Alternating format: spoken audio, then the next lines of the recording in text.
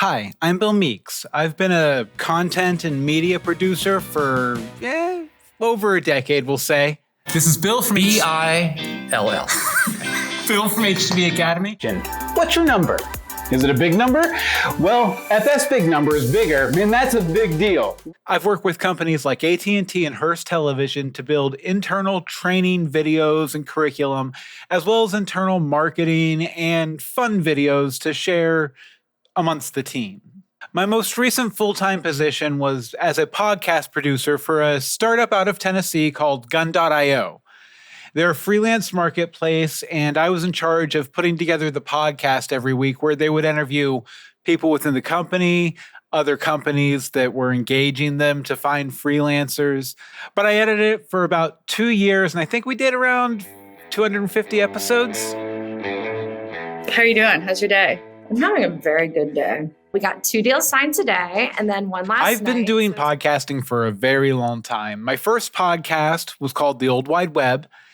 I had a couple other projects after that, and then I kind of found my rhythm with it for 6 years or so, doing fan podcasts based on and reviewing different TV shows and movies and things. Like we had one called Greetings from Storybrooke about Once Upon a Time on ABC. Can everyone stand up for a second?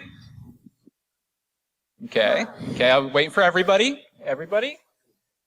Okay, sit back down. We're good. All right, let's go. Okay, and Legends of Gotham about Gotham on Fox, where we got, thousands of downloads every week. There, we infiltrated the GCPD. You'll pay for not being my friend, Jim Gordon. Listen here, you pencil-necked dweeb. We, had a self-sustaining business through Patreon. And, we learned a lot about podcasting, so much so that I wrote a book called Fan Podcasting, The Complete Guide. And I've worked for a lot of companies, too, like for Gun.io that I mentioned. I own the entire podcast production process. After they recorded using, we eventually moved to StreamYard to do the multi-track recordings. After that, 100% on me, except for uploading it to YouTube, filling out the description, and hitting the button. And at Hearst Television, I did a lot of internal communications involving podcasts, blog posts, and I think I ran at one point 3 internal sites for different employees and different divisions of Hearst Television across our 30 television stations. So, a lot of experience in that arena. Bill Meeks from HTV Design, and I'm here with this guy. Is it Fabio? Is it Yanni? Is it Jennifer Garner?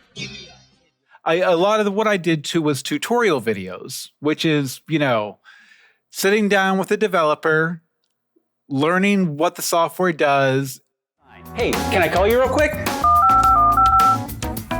Do you want to write out a conversation like a 911 call or an audio interview verbatim? With FS Verbatim, making audio clips visual is as simple as filling out a few fields. Let's get started. And then translating that to where anybody walking in off the street on the first day on their job can follow it and get news graphics on the air. I also create a lot of my own serialized audio content, including my podcast, my current podcast, Everly Heights Tales, which is an anthology audio drama.